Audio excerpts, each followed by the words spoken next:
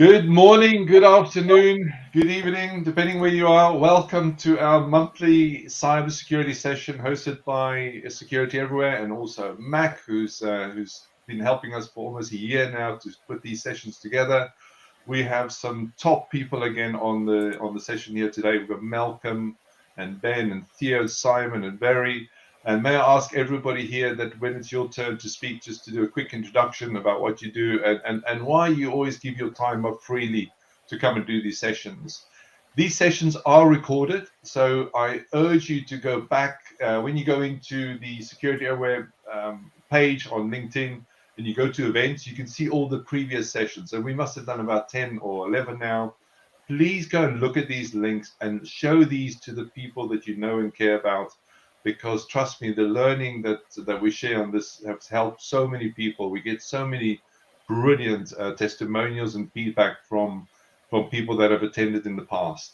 Now, last month we did a big session on again about child safety, but the session went by so quickly that we discovered that we had thought we better do another session, but this time we want to do a session more about practical examples of how you can keep your children safe online. As a father of 3 children, this has been an issue for me since they were born. And the problem now with AI and things kicking off, I'm actually going to share a link to a video that I'd like you to watch. I wanted to share it today, but unfortunately the sound is not coming through. But I'm going to share the link in the chat that I really want you to watch when you get a chance. But without further ado, I would like to again thank you, all the participants here today. Please follow these people on LinkedIn because they share so much knowledge all the time for free. And then of course, if you're watching this afterwards, please share this link with other people you know. So, ladies first, Very, thank you so much for joining us. Really nice to see you again. All You're a right. massive contributor to our sessions each month, and please introduce yourself and then you fire away with today's topic on practical examples. Thank you. It's all right. Hi, good afternoon, good morning. So my name is Very. I'm the Cyber Protection Prevent Officer for Bedfordshire Police. And basically, I do a lot of this. I help people to stay safe. So that's what we're doing. So with regards to obviously parental stuff and keeping children safe, we always talk about ways that you can do it. And there's a lot of tools that you have access to and that you have a lot of power, more so than you can imagine. And one of the websites that we highly recommend parents to use is a website called internetmatters.org. If you go into internetmatters.org and you go under parental control, so if you go in the section for it, then you will see, for example, that there is a box that says see set up safe checklist where you can go through your gadgets and see what sort of devices the children have, and then how you can set up, and then it describes what is parental control and what's the goal of it. There is a little box underneath popular parental control. So you will see a parental control guide for YouTube, one for WhatsApp, one for TikTok, which we highly recommend that you enable them. So obviously to allow the algorithms for particularly these two platforms, such as TikTok and YouTube, so it works in favor of the children rather than against it, because otherwise they can end up in a rabbit hole. They start watching a video of a rabbit, quite literally, and then they end up seeing videos of rabbits being massacred if they're not careful at how the algorithm is working around them. But you can limit what you see. And underneath that, there is a little box that says search our step-by-step guide. And then you can either search the device, the platform, or the network. So you can search your broadband provider and it will tell you also how to set up your stages of parental control within your broadband provider. And it has how to set up in certain devices and entertainment and searches. So whether that is on your TVs, on your iPlayers, you can literally do for anything. You can do for broadband and mobile networks. I'm just looking at the website and going through it. So you can set up for any of them, whether it's EE, BT, particularly if you are in the UK. These are definitely the ones that you can do it. Your social media, so your most common ones such as Facebook, Instagram, Skype, Snapchat, TikTok, Twitter. So these are some of them, but you have more, and they will give you as well as gaming consoles. So it is handy that you go and you check it, and it ensures that you are familiar with it, and you can be comfortable that you know what your children are accessing, and it's limited to the content that you want them to watch. And the other thing, obviously, we wanted to talk about is if you did ever experience and have your child had images, indecent images of themselves sent out across or leaked in a platform, in a social media platform, there's a website that you can report it to take it down. And it is, it's called, bear with me 2 seconds because I need to remember the name.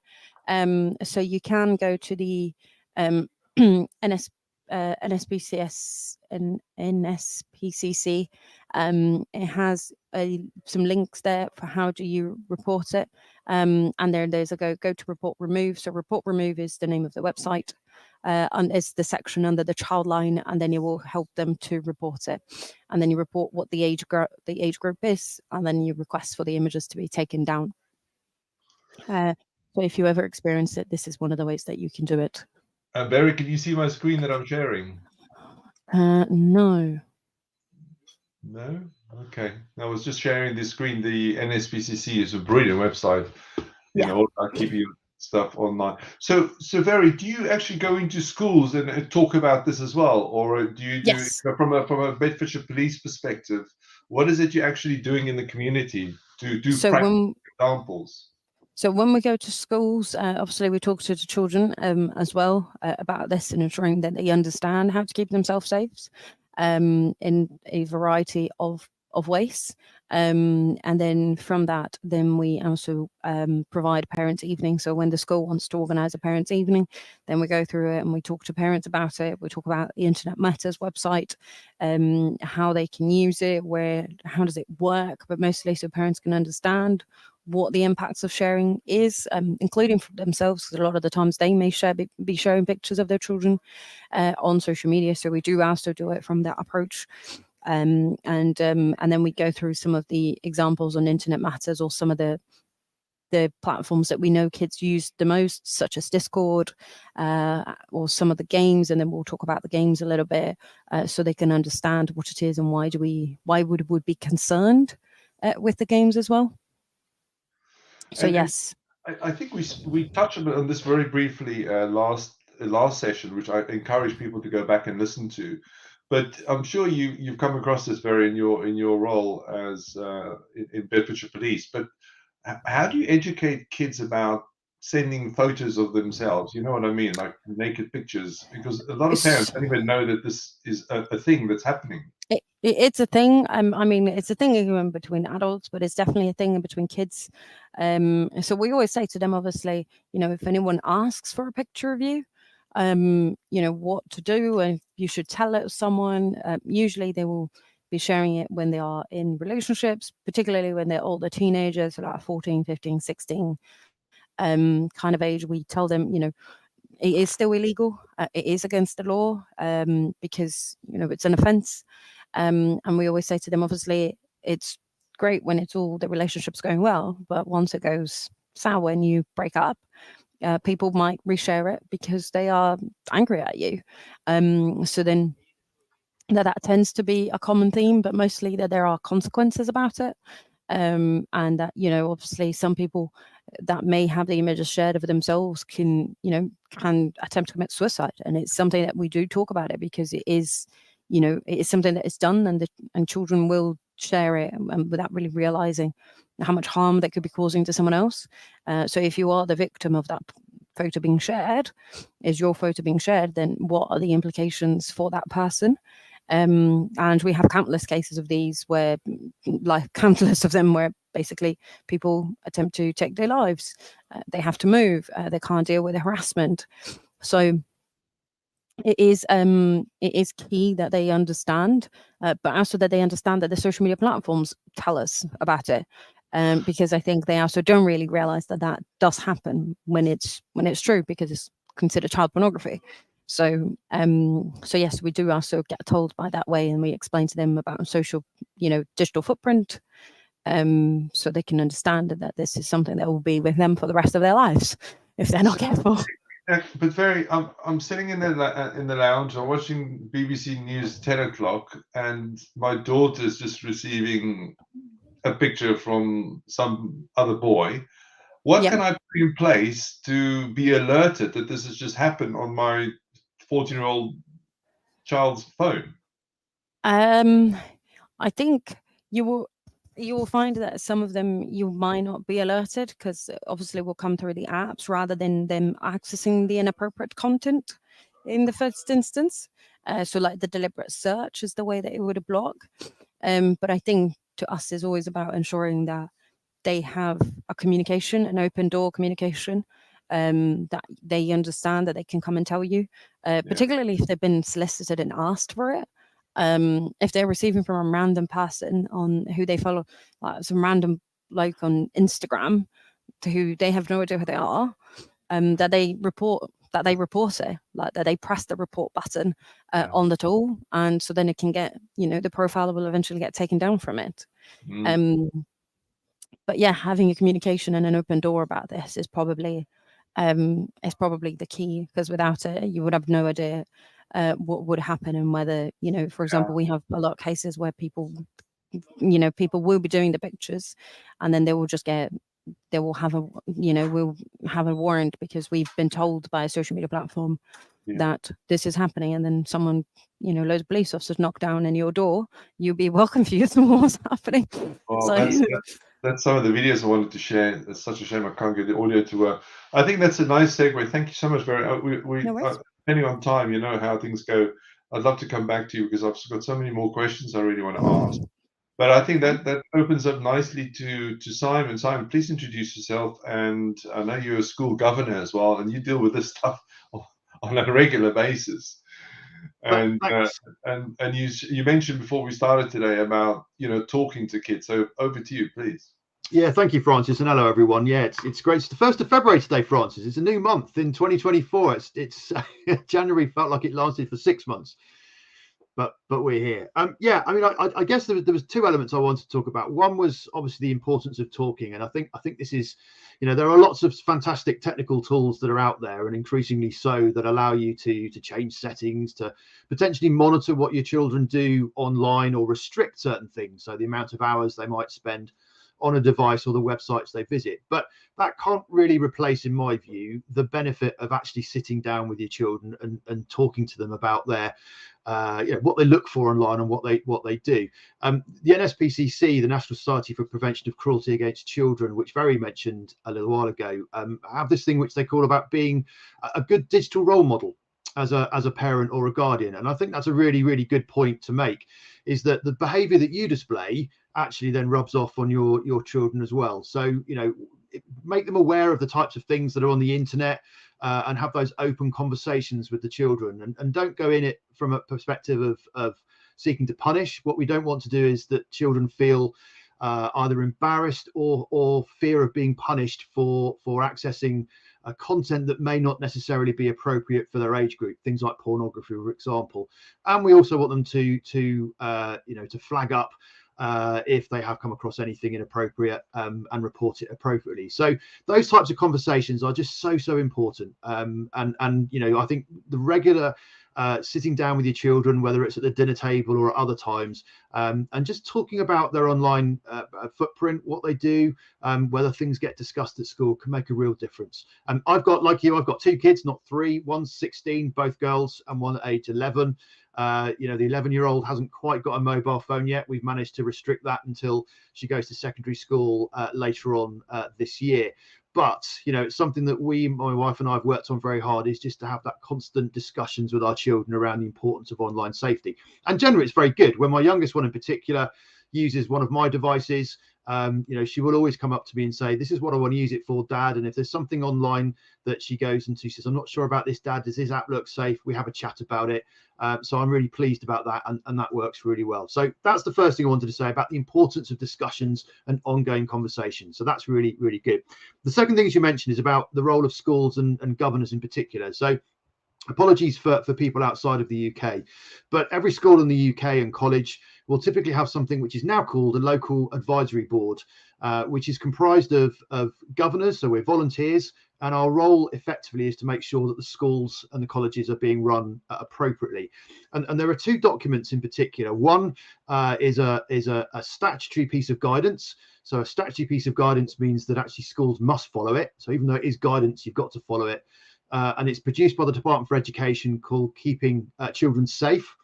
And it's a fairly comprehensive document. I think it's about 200 pages long, and it forms the basis of how the governors work and how the schools work. And within that are our elements around online safety and the measures that need to be in place. And effectively what that means then is that governors will have those conversations with the school, the head teachers and senior staff, about how they embed those principles within that guidance to ensure that children are kept safe. And as we mentioned at the last webinar that we did, we also have a regulatory body in the UK called Ofsted, which is the Office for Standards of Education, and they will come in and do inspections against all schools and colleges to ensure that things like the guidance I just mentioned there are being followed. And Ofsted will then deliver a report, and as we've seen in the news recently, they're often one word phrases that are used to say where they think the school is, whether you're good or inadequate or needs improvement, etc. So online safety is a very important part of that process, and increasingly so, which is really good. There was one other document I just wanted to refer to, and I will put a link up here if anyone is interested in it. But the Department of Education also produced a guidance document for school governors around online safety, and it's a really good document which helps governors ask the right questions to the schools and the type of answers that we should be expecting to see as well. So it's really just to say that within the education system in the UK, online safety is taken incredibly seriously. There are extensive safeguarding teams within schools who are all trained and regularly go on awareness sessions and ensure their knowledge is kept as up to date as possible. So please be reassured that that's in place. And the governors, obviously, within each of those schools have regular conversations. And in fact, my role as well as chair of governors, I'm also the online safety lead. So that's one of my key roles within those schools, to make sure the schools are doing things right. And again, it will vary between schools. Some schools will have a resource, an individual who's perhaps very, very good around online safety. So I know where the secondary school here, the person with that responsibility regularly emails families out with hints and tips and things that she might has found that she thinks will be useful for families to know. So it varies, but I would just say ask those questions to your school, find out what they do, get yourself some reassurance, and if you need any support, don't be frightened to ask. They'd be delighted to help. So Simon, Barry was saying earlier that they go into schools and, they teach people almost step by step how to improve children's, or especially the children's security, for instance, on mobile devices. What have you heard as feedback? Let's say there's 100 parents in the room. How many of those parents as a percentage will actually take the advice and go home and do it for their kids? If I was saying zero, that probably would be quite high. We have had a real struggle with this. And I'll give you an example. When we had the COVID pandemic, you may remember that obviously most schools were open, but many students were at home. And there was a big rush to try and provide those students with laptops so that they could work remotely and join lessons, etc., that are being delivered by things like Zoom or Teams. So we tried to set up a series of training courses for families, and the area where this particular secondary school is reasonably deprived. And we thought, well, let's bring some parents in. We'll teach you how to use the computer. We'll teach you about safety, and we'll just show you the real basics. We could not get people in to the school to do it at all, which was really disappointing. So, I don't know what the solution is, but it is really difficult to try and get parents and families engaged. And again, with limited resources that we've got, it's really difficult to try and make a real difference. Wow. Fascinating. And that's the problem that we need to fix. I mean, one of the things I just want to share, some of the practical stuff that I used to use, well, I still do, is an application called Qustodio, Qustodio. One of my favorites. Of course, my kids used to hate it, but I loved it. And it's an app that you can, I think it was about 50 or 60 pounds a year from memory. And what you do is you install the app on their phones or on their iPads, whatever, and then you also have the parent version on your phone, and you can lock down, you can give them time slots, you can, say they can only view content under 15 or under 12 plus, which I think is absolutely brilliant. I mean, but it did slow their phone down a bit, but my view is they could rather complain about going slow than seeing stuff that they should never see, because once you see stuff, you can never unsee it. My biggest problem then, if I'm rewinding 5 years ago, is still the problem today. Because when they're sitting next to their friends in the playground, and that's why we're doing the session, their friend's phone won't have any protection on. And then also the other thing, Barry, you mentioned earlier about, that a lot of the internet providers, like especially EE, and I know the others do it, where you can lock down on the internet router, you can set up, restrictions, which is brilliant for when you're at home. But the moment, of course, the children goes outside, there's a problem. And I know how to fix this problem. And this is what I want to share with parents today. If you phone up EE or Vodafone or O2, and I'm talking about UK now, I'm not sure about abroad, but it'll be nice if somebody could actually comment on that for us. You can actually set restrictions on the phone from a provider's perspective. So you can say, I've got a child, he's 12 years old, and then the child will not be able to see anything that's not appropriate. And that's such a simple thing to do, but I don't think a lot of people know that. But thank you very much, Simon. I'm sure we're going to come back to you in a second. I'm still so keen to play this video. Can we try one more time? I just want to see if I present the screen, if you can hear the sound, because it's such a great little video. I'll try one more time. If it doesn't work, I'll just share the links and then we go. So there's the video. It's called Keep It Real Online. If it doesn't play, just put your hands up if you can hear it. No. No, you can't hear it, but I'll quickly tell you what goes on here. So this, let me carry on playing it. So what happens is this fallen couple arrives at the front door of the woman's house. And of course, he's upstairs. And he's busy he's on a porn site having a look at this, and these two real people that's actually in the video turns up at the front door. So you can watch. We usually perform for adults, but your son is just a kid. And then look at him.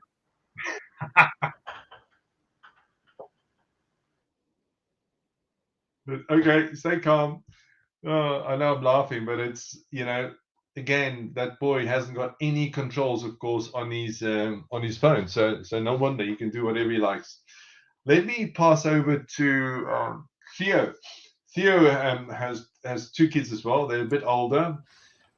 So you're lucky. I think you've missed this problem from a young perspective, especially in South Africa. But let's start with that. So when you've only landed off the ship recently, Theo, you've been here, what, 2-3 years now? Just a different perspective. Do people in South Africa actually care about their child's safety online? Sure, Francis, it's a good question. There's a lot of apathy, the same as what we're seeing in the UK. And I used to find it with more affluent parents, where they didn't have the time or the inclination to spend time with their kids, or to take the responsibility of making sure that their technology use was correct and guarded. So as a teacher, I spent some time as a teacher teaching IT and programming and computer use and systems. And I spent quite a bit of time with young adults from the age of 12 to 18, teaching them about how to use the internet correctly. And I'm talking about 15 years ago. So it's something that teachers would need to do, as well as what we're expecting parents to do for their kids. Because as you said, you might have the measures in place at home, but as soon as they get to school, it's a free-for-all. So if you can get parents and teachers to work together, it would be great. Hearing what Simon says, it's worrying. It's very worrying. And I think it's because people are and I'm being very critical now, people are too busy with their own use of technology. If you see how many people sit in a restaurant around a table where all four, mother, father, daughters, children, whatever it is, are on their mobile phones, they're not taking time to engage with each other. And if we're not willing to engage with each other around a dinner table, how are we going to engage on important issues like using technology correctly? Does that sort of touch on the subject?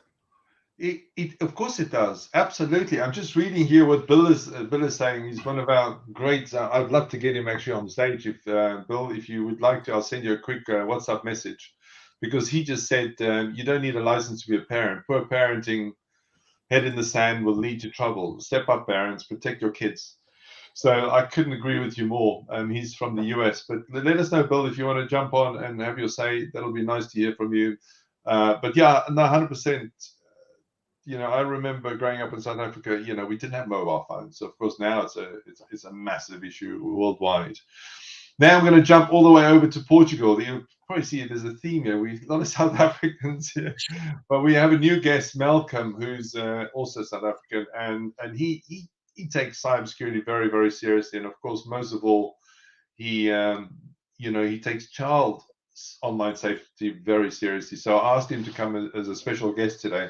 Over to you, Malcolm. Please introduce yourself and tell everybody what you do and where you do it and why you do it, and then go into your advice for today. Thanks, Francis, and hello, everybody. I believe in the power of people, and I think that it's so many cyber security and cyber measures can be taken simply on awareness. I think that everything that everybody's spoken about, the dodgy content, the unaware, not children just receiving things. It's great. I've got 10,000 friends on Facebook, and so that means I must be much more popular than you. You've only got 2,000. You're unpopular. The concept of cyberbullying and the whole lot that goes with that.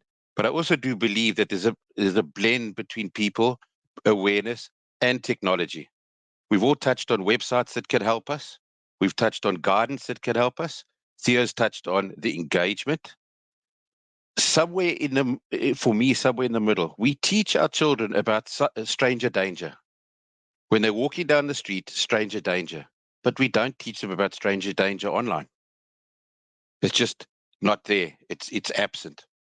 We have, Theo touched on the sort of more affluent child base.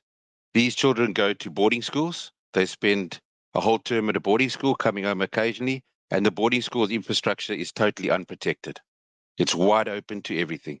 There's nothing in place. Some of the more affluent schools, perhaps they've spent a bit of money, but government schools certainly not. Their infrastructure is not protected. So finding the blend of that. As a parent, there's a couple of things you can do. Advise your child to never turn down a software update. Never turn down a software update. Secondly, once in a while, sit with your child and do an audit of the apps that they've installed on their phone and the permissions those apps have. They grant permissions to microphone, to camera, to their contacts. Set those apps up to only while using app. There's an option for all the apps on all the devices. Only allow those permissions while using the apps. The biggest breach in this environment was in 2019 when a software education platform was hacked, and it's aimed at preschoolers. And nearly 1.5 million parents' details, children's details, age, gender, learning ability was leaked. That in the wrong hands introduces a whole different conversation. So for me, it's critically important to talk to the children about the content that they publish. Be careful what you publish. And on that subject, I'm going to tell you, I feel like the dinosaur in the room.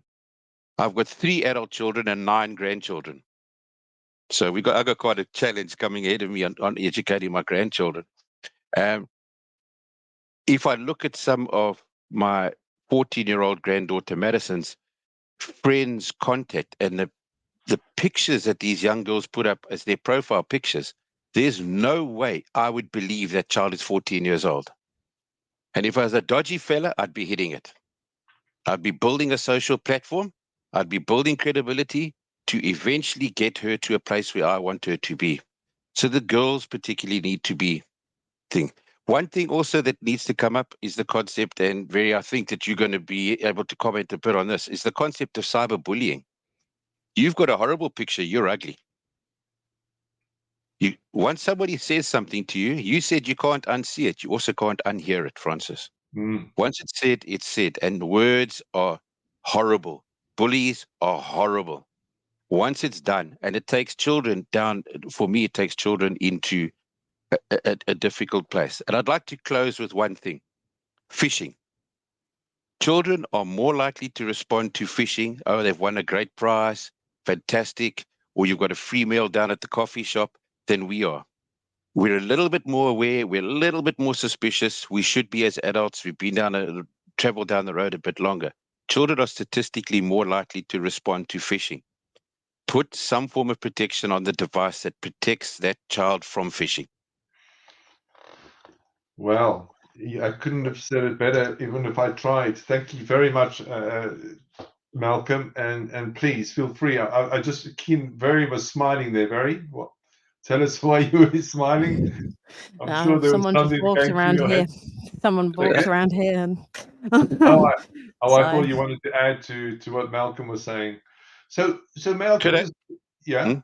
No, I just wanted to say that on cybersabir.eu, you'll also pronounce it cybersaber.eu. I'll give a free 15-minute chat to anybody who wants to talk to me about anything about online security, online hygiene. It's a virtual cup of coffee. Take advantage of it as often as you want. Go onto the site, book online. You'll see where my calendar slots are, and we can chat at length. I don't get tired of talking. What a great offer! Thank you so much for doing that. Let's put that. Thank you. Let's put that link on the chat there if you can, please, Mac. Also we've had almost 70 people registered for today. If you have any questions to any of the people on the panel, please post them in the chat and we'll answer them straight away. If not, then of course we can answer them afterwards, because even if you put it in the comments, we'll see that and we'll respond to you afterwards. Either Sheldon or Ben or myself would come afterwards and respond to any questions that you have, even if you're listening back to this, a day or week or month later. I like what Bill said here again. Unfortunately, he can't join us. He's actually from the US and he's just having breakfast with his kids. So it'd be interesting if I wish I was there. He said, unfortunately, many of the kids or the parents are a lot less educated than the kids when it comes around to technology, which makes it difficult for them to be controlled, which I couldn't agree more. Also, Deborah, yeah? Could I comment? It's no different now than it was when I was a kid. If my dad was given a new digital watch, I was the one who had to set it up, set the time, set the alarms. He just couldn't grasp it. So it's not new. Kids have always been more aware because as children, you're sponges. You pick up new stuff quick. Now, just again, talking about, thank you, appreciate that. You've just reminded me of something there, Malcolm, and that's when the other day when I just set up a new, Fire Stick, Amazon Fire Stick. I didn't realize that even on the Amazon Fire Stick, you can add parental control, which is brilliant. So you can set it up for 12 or 15 or whatever. So again, and you can set up different profiles. So I cannot recommend it highly enough to parents. If you don't know how to do anything, my advice is always YouTube is your friend. Go into YouTube and say, how do I do this? And even if you sign up to ChatGPT, sign up a free account, you can say, how do I protect my child's Fire Stick account? It'll give you step-by-step guides on how to do this. So you've got no reason not to ever do this stuff. The same with Sky TV. Go into the parental section and set up a 4-digit code where you can lock down what the kids can see and what they can't see. It's just removing that risk from them. Anyway, Ben, my right-hand man, over to you, Ben. Please introduce yourself and tell us what you think about today's topic and how can we help parents be better protected from their own kids. Hello, everyone, and nice to see you all on the call again this month. So I work as the security manager with Francis to deliver the platforms and the security services to our customers that keep them safe. Right, well, one of the key things that we've obviously talked about is the monitoring for children's devices. And while the monitoring apps do tend to monitor things like the internet, and we can ask the internet service provider to enable the parental controls on the actual websites that are being made available. We can also do that on the firewalls. So most of the firewalls that you can get now, whether it's BT, Sky, Virgin, you log into it like you do a website, and there's plenty of instructions on each of the providers' websites to be able to tell you how to do this. And then you can actually set controls on what content you can see over the connection, and you can set time limits and things like that on when that content is available. But the one that was particularly of interest more recently is being able to actually monitor the messaging apps, because it's not just the content that they might be sharing in terms of in terms of explicit images, but it's actually the messages themselves and the groups that they can now take part in. So most of these social media platforms do have the groups, and then of course it's being able to moderate that. So there is a new platform that's come out. I know, Francis, there's one that you particularly like, Custodio, but there is actually a new one, FamiGuard, and you can actually have it so that it monitors the whole device, but it specifically is one that monitors WhatsApp and all the actual messages that are going in and out of WhatsApp. So it is a paid-for solution. It does cost a few pounds, but it's not. When we need to be aware of not just what's being shared between the child and their friends, but it's also the groups that they can actually interact with now over these messaging platforms, and therefore what kind of approaches are being made to them over those groups. We had the benefit of having Martin on the call with us last month, and he shared some very personal details about a situation that he was in, where he was groomed in a chat room, and of course that has now gone from being on the internet via a computer onto these messaging apps and the social media apps. So there are a couple of things out there that we can do to actually monitor the apps themselves, and as I say, that way we can actually watch the activity that's going on, not just between the child's friends, but these groups that they can now join. Yeah, that's interesting. Because I look on the chat just now. Amy Archer was saying about WhatsApp isn't covered in Custodio. Otherwise, I agree it's helpful. So I'm glad that we've got a solution here. And again, I'm going to quickly share my screen. Can everybody see the screen of FamiGuard? Yeah, there it is. So that's the that's the one that does the groups and everything. I mean, I'm seeing that it's working for obviously iOS, but it doesn't seem to work for other. Oh, yeah, it you've is. got Android and well. iOS. Yeah, click on that one for me, Francis, because what it will do is if you actually do the full package rather than just the WhatsApp one, if you scroll down, Yeah, you'll see all the apps that it does actually monitor. That's brilliant. So because it's actually monitoring the messages. My 14-year-old son is addicted to TikTok. He's just watching it all the time. So the way I'm fixing this problem at the moment, and this is another one I was going to share with everybody. Let me just stop the sharing. Or no, maybe I will. Let me just open it up. I'll show you. If we go to screen, I don't know if anybody's seen Screen Time on Apple devices. Screen Time. Don't know if it's Screen Time on Apple. So with Screen Time, you can set up again different profiles, for your children. You add it to the family account, number one, and then you can set up. So you can see, go to settings, go to Screen Time, turn on Screen Time, and then you can turn it on per device. So of course, if you add your kids to your family account, which I highly recommend, because why? If you do that, you can share app, but you can also then share the backup. So every child that joins your Apple account, you can back up their devices as part of your backup plan, which is a good thing. But there you can see. So this is what I'm currently using, and it's absolutely brilliant. So I can see how much time he's spending on which app, and then I can lock down certain apps. And then if it's really good, of course, he can ask me for extra time. Sometimes he doesn't have homework, so I let him do that. And then, of course, downtime. This is the bit that he hates, because I turn it on at 7:45 in the morning. and then on a weekday, excluding Friday, come 8 o'clock, bang, that phone goes off. And he doesn't like it, but at least that's the only way I'm getting him to do more reading. But this is brilliant, and it's free. It's part of the Apple iOS. So I'm not sure if there's something similar with the others, what I call them non-iPhones, but it's definitely worth investigating. Then, if we don't know the answer, but like I said, I like that other application you've just shown, the Family Guard. So I've got loads of other questions here, Mac. We spoke earlier about, you, first of all, please introduce yourself to everybody. Tell them what you do, apart from the fact that you help us host these excellent events every month. And I highly recommend, if you've got a business that you want to have case shown or on LinkedIn on a regular basis, please use his services. They're absolutely brilliant. And he can help you. It doesn't matter where you are in the world. But Mac, we were speaking earlier about, from personal experience, my son is 20. He's now, I've finally got him to set up his LinkedIn account. Just talk us around what are the dangers at the moment with LinkedIn and young people joining businesses, for instance, and then of course the owners make them sign up a LinkedIn account. How can we protect those accounts?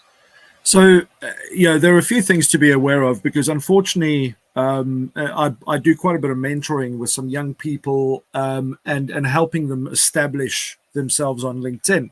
But one of the things that we find is, surprisingly, that they become quite a bit of a target as young people on there, because there are hopes and aspirations about career development and about getting into certain companies. So actually, the grooming that we see for teenagers or younger children seems to be happening at this stage as well, because posing as a company that's presenting a great opportunity to get into your favorite career, so it's very easy for people to kind of get drawn into this. And I like the fact that what Malcolm was talking about, the whole vanity metrics.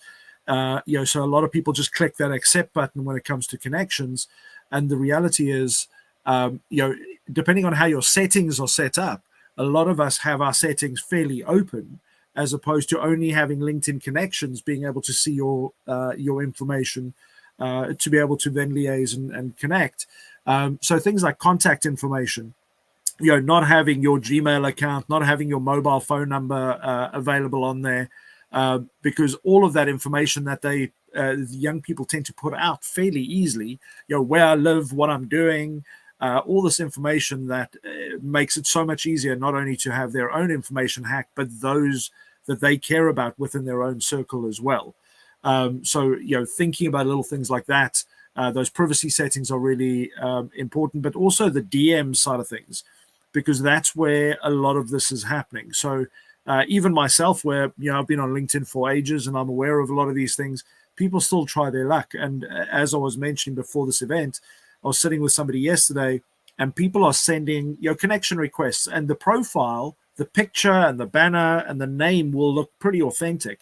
But when you go and look at the actual profile, whatever you do, don't click accept until you've looked at the profile and just gone through some of the basics. If you go onto the profile, you click on contact info, it can show you when you connected or how when they came onto LinkedIn. But you can also see their activity. Have they posted? Have they set up their own profile properly? Is there an about section? Is there career information?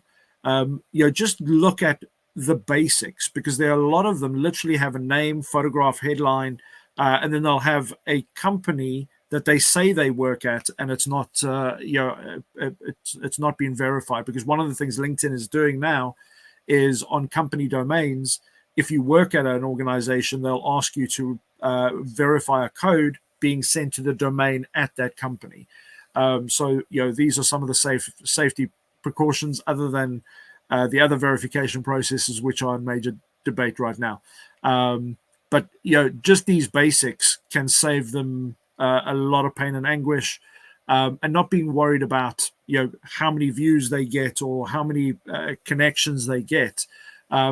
Take some time, take a breath before you hit that accept button, check it out, and always err on the side of caution.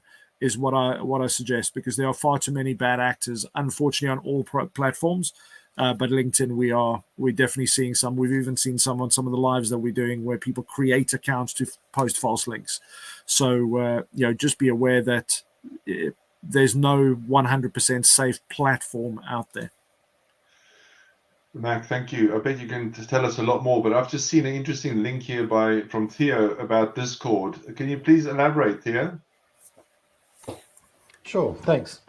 So Discord is a platform that kids use, well, not just kids, that many people use, businesses, gamers, etc., to speak with communities or speak within their communities. You're able to use Discord and link it to things like your PlayStation network, your Xbox, your Twitch streaming service, your Steam gaming services, and parents can use this link, so the information here, to try and just lock down some of the access on that platform. The Discord as itself doesn't have any formal parental controls, but if you are willing to educate yourself, follow these steps, you can make sure that your kids are using that platform in the safest way possible. So it's a great article written in January. Please go and have a look at it. It can help kids recognize phishing links, as an example, and that comes back to the communication that Simon and Barry have spoken about. If you can educate the kid so that they don't click on a link without speaking to you first, it's a great step in preventing that kid's machine being hacked. About 3-4 months ago, we helped a client, and that's how attackers got into the network, was through the kid's computer, hacked his computer and hacked his sister's computer. So educate yourself. The tools are out there. The knowledge is out there. We don't have an excuse. So on that point, Theo, I'm gonna pass back to Simon, because Simon, he runs the London Cyber Resilience Centre, which is one of 9 in the country. Tell me, Simon, do you have? I mean, you've got a lot of. We should put the link to the site on the system here now. Is it? I knew he would be quick. And I highly encourage everybody to join the London Cyber Resilience Centre. Why? It's free to become a member, and the learning you'll get from there is phenomenal, both for businesses, for individuals, and of course now we're speaking about children as well. So my question to you, Simon, is how, or do you have anything on the website right now where we can educate, let's say a child, let's say he's 10 or 15, that just received a call from O2 pretending that they're going to give them a 20% discount if they send them their code straight away? Do you have anything like that on the website? Or in a word, no. And the main reason being is the focus of the CRCs is on businesses, as you say, particularly small and medium-sized organisations, charities and not-for-profits.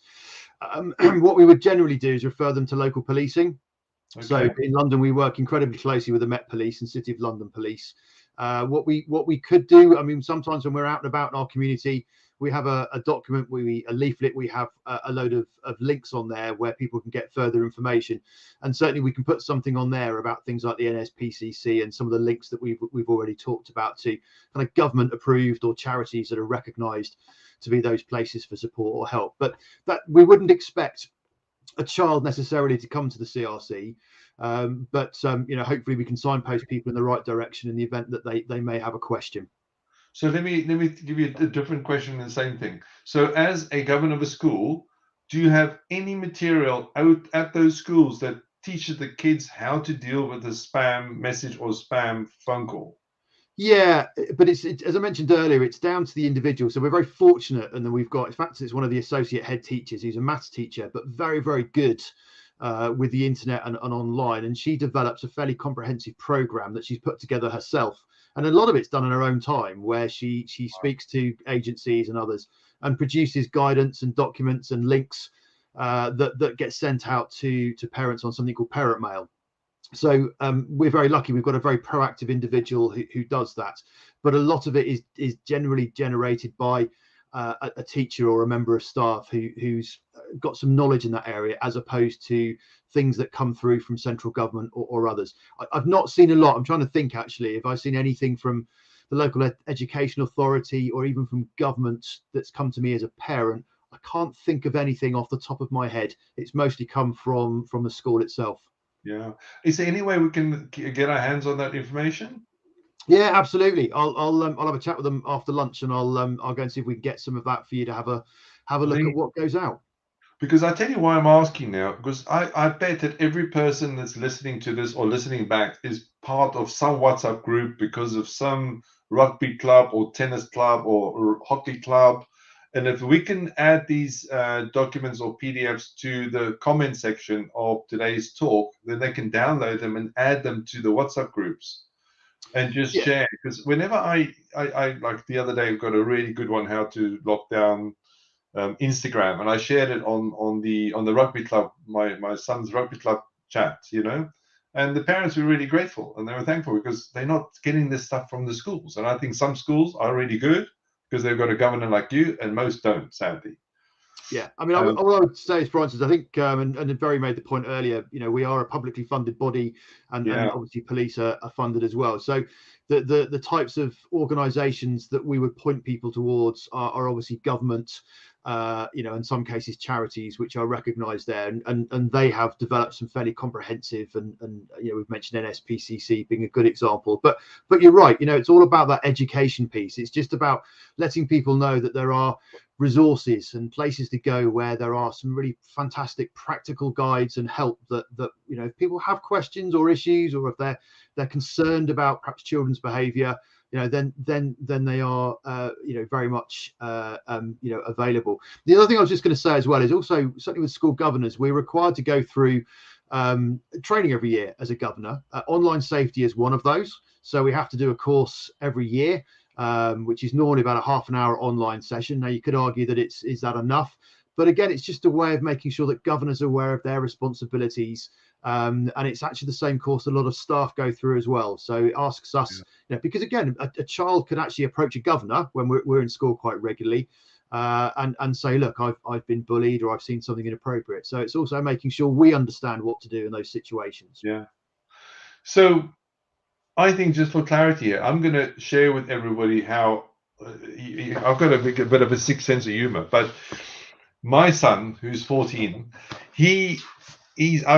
sadly for his luck or bad luck, through COVID, he sat next to me for 2 years when I delivered hundreds of cybersecurity talks. So that boy is completely brainwashed when it comes to cybersecurity. So there we go. That's always wonderful when the phone rings and you're on call. Let me turn it off. There you go. I want to share with you one of the things that I taught him to do, and that's, for instance, a simple thing that when he gets a dodgy text message, because he gets them all the time now, and how to deal with it. And not even parents know how to do this, but the best way to deal with a dodgy text is as follows. The first thing you do is you copy the number of the dodgy text, and then you open up a new message and you type in 7726. And if you look at your phone, that actually spells the word spam, S-P-A-M. So you should remember that. So 7726. So you then forward that phone number to 7726. That then gets reported. You'll get a message back from them, which is annoying, to say, please send us a number, but you've already done that, but that's another story. And then what you do is you then report, then you've now reported the number. The next thing you want to do is you want to block the number. So if you slide down to the bottom, let's say you've got an iPhone, right at the bottom, you can block the number. And then the third step is delete the message, because sometimes these messages have a payload or a weaponized link in it. So that's why I always say, please get rid of it. Whatever you do, never forward that message to other people, because that link inside the message could be weaponized. So that's the way that I've brainwashed him to deal with those messages. And then again, from an email perspective, they all have email accounts now, whether it's Outlook.com or BTInternet.com. Again, if they get a dodgy link, there's ways of reporting it. Otherwise, go to Action Fraud website. I know it's asking a lot for the kids to do, but I think that the sooner you can get at a young age to train them how to report and explain to them that if you go through the effort of reporting these things, it'll help your friend. It'll help your, you know, your sister or your brother, because hopefully they won't get that same message because now it's been reported. So, Very, what's your what things can you share that you've actually done with kids that they've embraced in the last Well, few months? you know what, when we go and do talks to kids, we always say, well, you know, if you can learn 2 things, that'd be great. Not sure whether they do, but we try. But we always say, report at phishing. So if you get a spam email, to forward it to report@phishing.gov.uk. And it is something that we ensure that they, you know, we tell them to do, check their passwords and their emails compromised, for example. I always tell them to go and check things like what's it called, Password Monster, to check the strength of their password. And it is actually probably one of the very few things that I get kids to do. I did a session in a college, and they all came up and they were like, "Oh my god, it will take me like 3 minutes for someone to crack my password." And I'm like, "See?" And I was like, "If you can do it, so would I." So, you know, if it takes 3 minutes, even I can do it. And I think that's where they can get a bit of an understanding for it. But I think we just have a bit of dilemma with them in order to get them to understand the love of the great things about social media, but equally how it will backfire for them if they're not careful in the long run. And I think that's where we try to tell them, and says, you know, you just need to think about a little bit more than just the sharing. Like, take one step further. And think, what's it going to look like in another 5 years, for example? Because it's great sharing things for 1 minute, and then you may go viral. You know, it's kind of when we explain. He says you can go viral. You can, you know, I came across videos on TikTok. Have 127 million views. Like, you know, and it's like you can go viral. And how would you deal if you went viral with it? So yeah, I think these are a couple of them. Until they're hacked, they usually don't really listen to us. It's what I've experienced. And the more they're hacked, then they listen to us. Before that, they're like, yeah, whatever, I know better.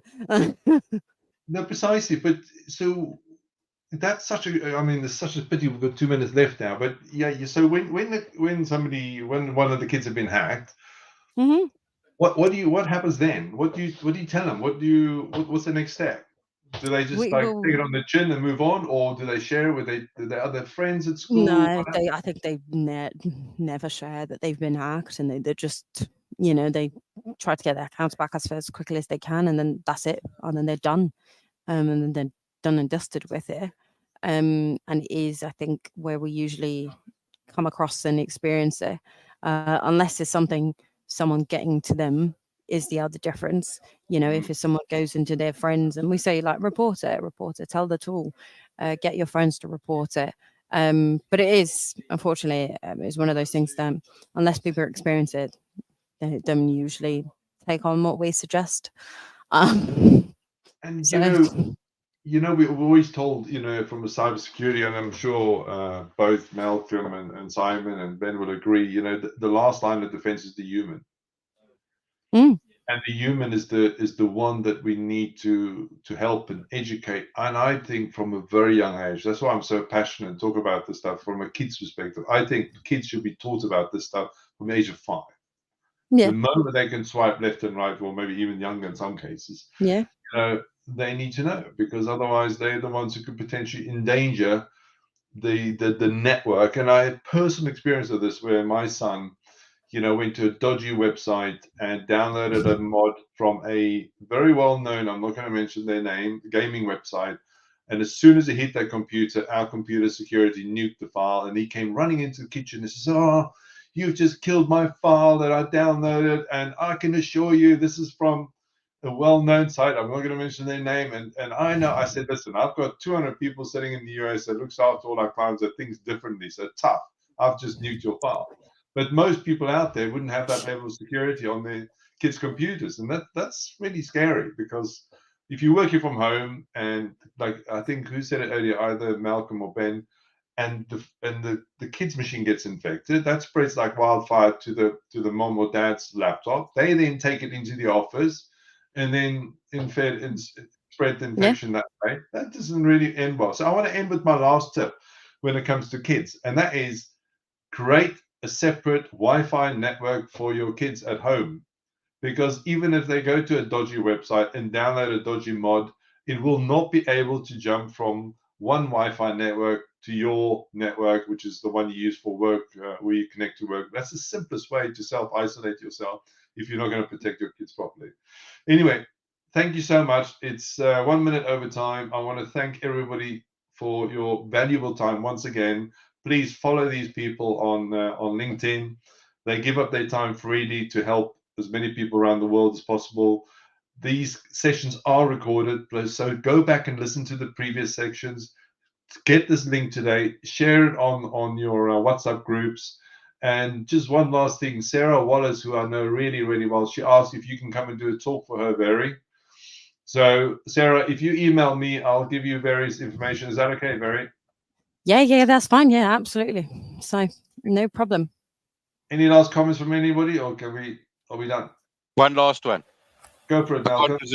You said your people are your last defense. They're also your first defense. They're the best firewall.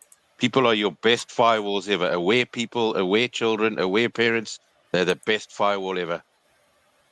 Well, I couldn't have ended it better. Thank you so much. Listen, you welcome to come again. Thank you. Thank you, everybody. Enjoy the rest of your day and be safe and look after your kids. Take care. Bye-bye. Take care out there. Thank you. Bye-bye.